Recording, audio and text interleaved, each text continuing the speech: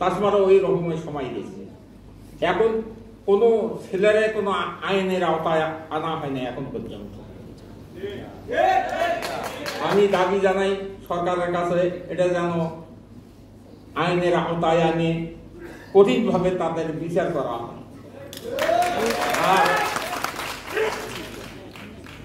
আমি সকলের কাছে আর কি বলবো, এই কথাতে আমি শেষ করছি। সবাই সুস্থ থাকো, ভালো থাকো।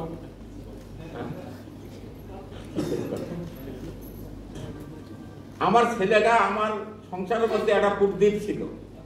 আমার বাড়ি ঘর যারা দেখছে তারা কবিতে এই কৃষকের ছেলে ভার্সিটিতে যাইতে পারে, কিন্তু ছেলেটা মেধাবী ছিল। ওই 8 লাইন থাকি মানুষের ছেলে টিউশনি করায়। এইরকম করতে করতে শহরে যা টিউশনি করে খরচ কমেই দিতে লাগছে।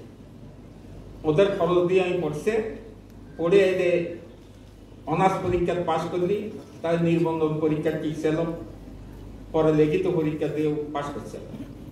এমন ছেলেটার আমার আশা ছিল যে একটা চাকরি বাকরি করবি, হয়তো আমি দেখে হয়তো মরে যাব।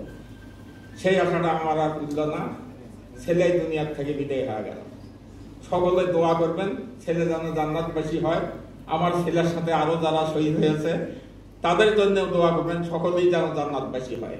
আল্লাহ যেন শান্তি দান করুন। আল্লাহ হাফেজ।